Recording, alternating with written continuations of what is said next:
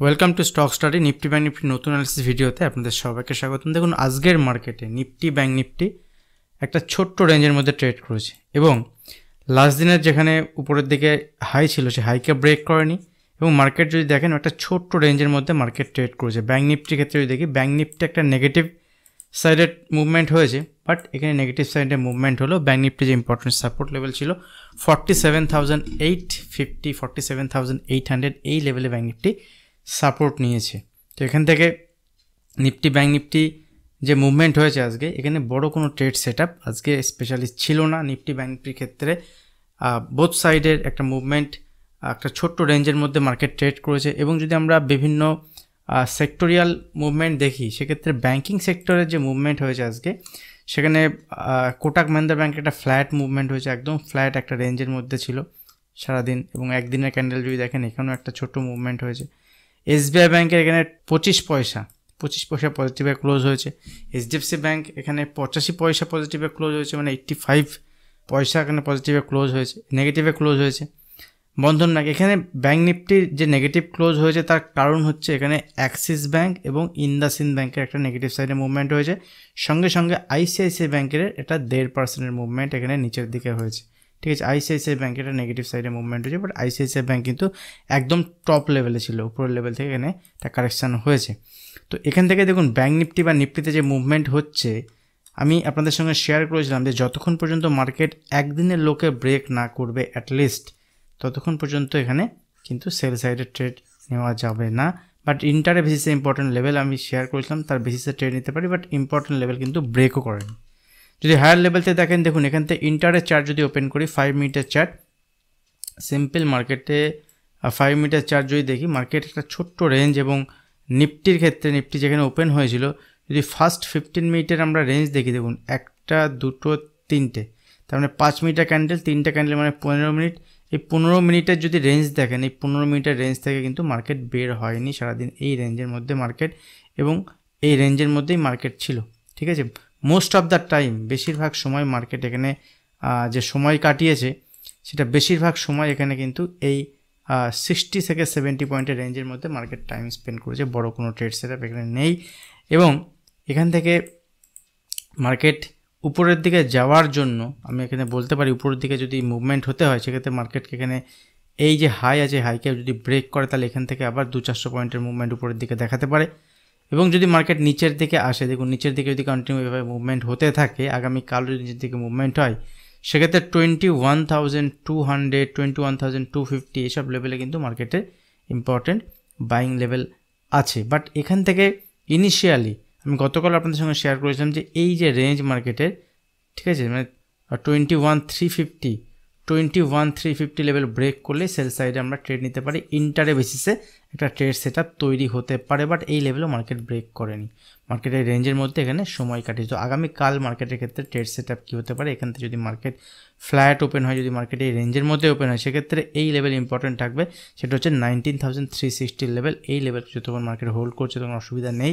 এই লেভেলকে যদি ব্রেক করে, দেখুন যদি মার্কেট এখানে ফ্ল্যাট ওপেন হয়, এই ছোট্ট রেঞ্জের মধ্যে ওপেন হয়, যদি এখান থেকে এই লেভেলকে ব্রেক করে, 400 লেভেলকে ব্রেক করে, 400 লেভেলকে যদি ব্রেক করে, সেক্ষেত্রে নিচের দিকে 21,360 থেকে 350 টার্গেট পর্যন্ত দেখতে পারে। এখানে 40-50 পয়েন্টের মুভমেন্টের জন্য ট্রেড সেট আপ নিয়ে যেতে পারে। ছোটো কোয়ান্টিটি, অল্প কোয়ান্টিটিতে ট্রেড এখানে সেট আপ তৈরি হতে পারে, ছোটো কোয়ান্টিটি এখানে ট্রেড নেওয়া যেতে পারে। রিস্ক রিওয়ার্ড খুব ইম্পর্টেন্ট এখানে। মার্কেট যেহেতু ট্রেন্ড ওভারঅল পজিটিভে আছে, এখানে 1-2 দিনের কারেকশান যদি হয়, সেক্ষেত্রে এই কারেকশান যদি কেউ পুট বাই করতে চান, সেক্ষেত্রে পুট বাই ছোটো কোয়ান্টিটিতে করতে হবে এবং ছোটো স্টপ লসের বেসিসে যদি এখান থেকে উপরের দিকে মুভমেন্ট হয়, সেক্ষেত্রে স্টপ লস ট্রিগার হলে এক্সিটও করতে হবে। আদারওয়াইজ যদি মার্কেট নিচে আসে, যদি 21,350-360 লেভেলও ব্রেক করে, সেক্ষেত্রে 300 থেকে 250 যে লেভেল, 300 থেকে 250 যে লেভেল, এটা কিন্তু মার্কেটের সাপোর্ট লেভেল থাকবে। এই লেভেল যদি মার্কেট আসে, এলে এখানে বাইং অপরচুনিটি হতে পারে। ছোটোখাটো যদি রিভার্সাল সাইন এখানে তৈরি হয়, সেক্ষেত্রে এখান থেকে ছোটো স্টপ লসে বেসিসে এখান থেকে আগামী দিনে আবার মার্কেটে রিভার্সাল আসতে পারে। তো সাইন যখন আসবে আপনাদের সঙ্গে শেয়ার করব। তো এখানে যদি আমাদের 400 লেভেল ব্রেক করে, যেহেতু 400 ইন্টারে বেসিসে আমরা দেখেছি আজকে একটা সাপোর্ট তৈরি করেছিল মার্কেট, তো এই লেভেল ব্রেক করলে কিন্তু যেদিকে একটা মুভমেন্ট দেখাতে পারে। যদি বাজারকে উপরের দিকে মুভমেন্ট হতে হয়, ইনিশিয়ালি এখান থেকে 450, ঠিক আছে, 21,450 লেভেলের উপরেই কিন্তু বাজারে একটা ছোটোখাটো মুভমেন্ট উপরের দিকে আসতে পারে, যেখানে টার্গেট হবে 21,500 এবং 21,500 লেভেলের উপরে যদি বাজার সাস্টেন করে তাহলে এখান থেকে উপরের দিকে আবার মুভমেন্ট আসবে। এখানে যারা সেল পজিশন তৈরি করার চেষ্টা করছিল তারা আবার কভার করবে, আবার নতুন করে এখানে লং বিল্ড আপ দেখতে পারা যাবে। ঠিক আছে, তো আদারওয়াইজ এই রেঞ্জের মধ্যে যদি মার্কেট থাকে বড় কোনো ট্রেড সেট আপ নেই, বাজারে 2-1 দিন কারেকশন হলে কারেকশন হতে দিন। ওভারঅল স্ট্রাকচার বাজারে কিছু খারাপ নেই, বাজারে মুভমেন্ট এলে আগামী দিনে উপরের দিকে মুভমেন্ট দেখাতে পারে।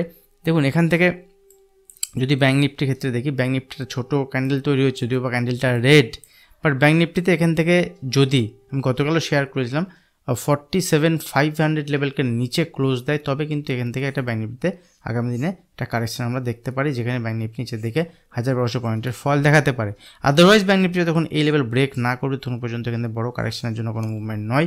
দেখুন এখান থেকে ব্যাঙ্ক নিফটিকে যদি আমরা উপরের দিকে মুভমেন্ট হতে হয় ব্যাঙ্ক নিফটিতে, সেক্ষেত্রে উপরের দিকে এই লেভেল যে আছে এই লেভেলকে ব্রেক করতে হবে, দ্যাট মিনস 48,200, 48,200 থেকে 48,250 লেভেল যদি ব্যাঙ্ক নিফটি ব্রেক করে তাহলে কিন্তু উপরের দিকে ব্যাঙ্ক নিফটি আবার একটা মুভমেন্ট দেখাবে আগামী দিনে। তো সেই জন্য ব্যাঙ্ক নিফটিতে তৈরি থাকতে পারেন।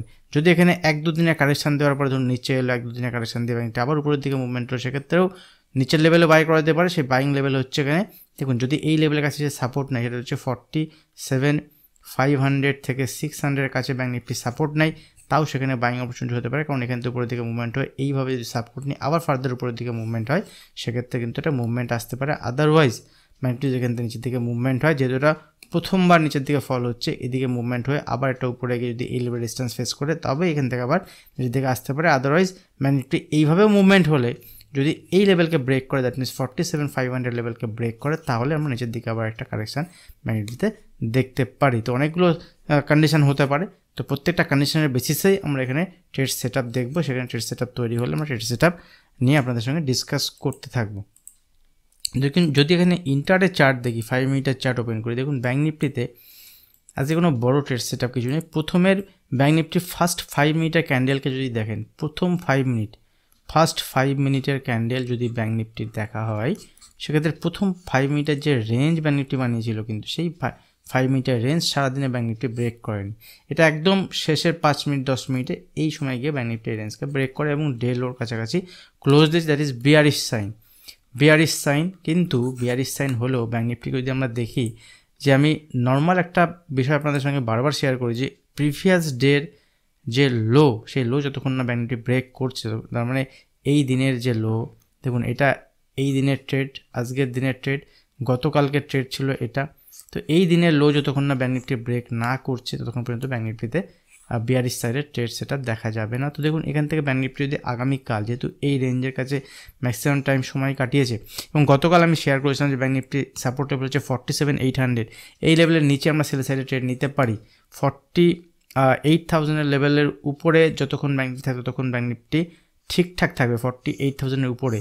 এর নিচে থাকলে ব্যাঙ্ক নিফটি উইক। দেখুন ম্যাক্সিমাম টাইম ব্যাঙ্ক নিফটি এই লেভেলের নিচে ট্রেড করছে, তো এখানে ব্যাঙ্ক নিফটিতে ট্রেড সেট আপ কিছু নেই, কিছু থাকে না। আপনি যদি জোর জবরদস্তি ট্রেড নেন সেক্ষেত্রে 10-20 পয়েন্ট 30 পয়েন্টের জন্য মুভমেন্টের জন্য ঠিক আছে, আদারওয়াইজ কিন্তু এখানে বড় ট্রেড সেট আপ কিছু নেই।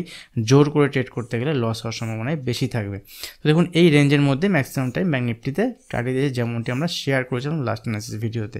তো এই রেঞ্জ যদি আগামীকাল এই লেভেলের কাছে ওপেন হয়, এখান থেকে ওপেন হওয়ার পরে যদি ব্যাঙ্ক নিফটি এখান থেকে এই নিচের দিকে 47,800 লেভেলকে ব্রেক করে, ঠিক আছে, এই লেভেলকে যদি ব্রেক করে এই রেঞ্জের কাছে ওপেন হয়, তাহলে কিন্তু নিচের দিকে এখান থেকে 100 থেকে 150 পয়েন্টের মুভমেন্ট দেখাতে পারে, যেখানে ব্যাঙ্ক নিফটির টার্গেট হবে নিচের দিকে 47,700 থেকে 47,650 পর্যন্ত টার্গেট ব্যাঙ্ক নিফটি দেখাতে পারে, 650। ঠিক আছে, এই লেভেলে এলে একবার প্রফিট বুক করতে হবে। যদি এখানে এই লেভেলকে ব্রেক করে ছোট কোয়ান্টিটিতে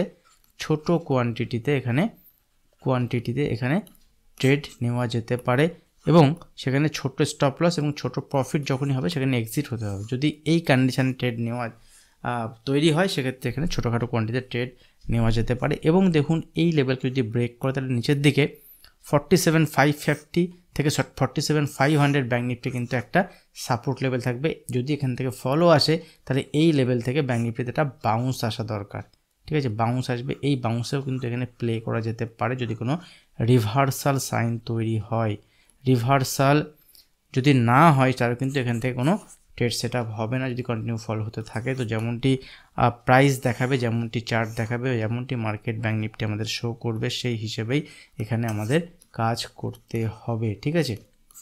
জোর জবরদস্তি এই লেভেলের কাছে এলো, এখান থেকে কন্টিনিউ ফল হচ্ছে, এখানে কিন্তু বাই করা যাবে না। তো যদি এর নিচে ব্যাঙ্ক নিফটি ক্লোজ দেয়, সেটা হচ্ছে 47,500 নিচে ক্লোজ হয়, তাহলে কিন্তু ব্যাঙ্ক নিফটিতে এই যে স্ট্রাকচার কিছুটা হলেও স্ট্রাকচার চেঞ্জ হবে সেল সাইডের দিকে, দ্যাট মিনস পুট বাইংয়ের দিকে। ব্যাঙ্ক নিফটিকে যদি উপরের দিকে মুভমেন্ট হতে হয়, দেখুন নিচের লেভেল যদি বাইং আসে 47,500 550, সেক্ষেত্রে ঠিক আছে। আদারওয়াইজ যদি ব্যাঙ্ক নিফটি এখান থেকে উপরের দিকে মুভমেন্ট হয়, তো উপরের দিকে ব্যাঙ্ক নিফটি 48,200 উপরে কিন্তু ব্যাঙ্ক নিফটি এখান থেকে বুলিশ সাইডে ট্রেড নিতে হবে, ঠিক আছে। এই সাইডে ট্রেড নেওয়া যেতে পারে উপরের দিকে, এবং যদি এই রেঞ্জের মধ্যে ব্যাঙ্ক নিফটি ওপেন হয়, ছোটো রেঞ্জের মধ্যে ওপেন হওয়ার পরে যদি এখান থেকে অ্যাটলিস্ট 48,000 উপর ব্যাঙ্ক নিফটি সাস্টেন করতে স্টার্ট করে, সেক্ষেত্রে উপরের দিকে ব্যাঙ্ক নিফটি 48,200 পর্যন্ত টার্গেট হতে পারে। আজকে একবার 48,000 উপরে যায়, কিন্তু এবার সাস্টেন করতে পারেনি, সঙ্গে সঙ্গে নিচের দিকে মুভমেন্ট হয়েছে।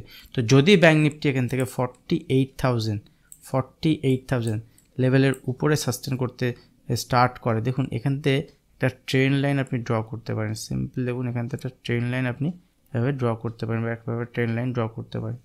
তো যদি এই ট্রেন লাইন ড্র করেন বা লাস্ট সুইং হাইও দেখেন, তো সেটা হচ্ছে 48,000 লেভেল, 48,000 লেভেল।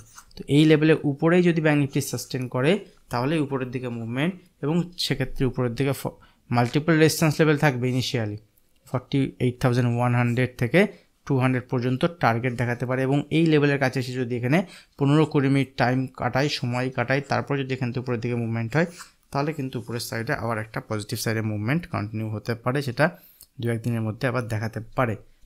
তো নিফটি ব্যাঙ্ক নিফটি অ্যানালিসিস আপনাদের সঙ্গে শেয়ার করলাম। যদি ভিডিও ভালো লাগে অবশ্যই ভিডিওতে লাইক করবেন, পারলে শেয়ার করবেন।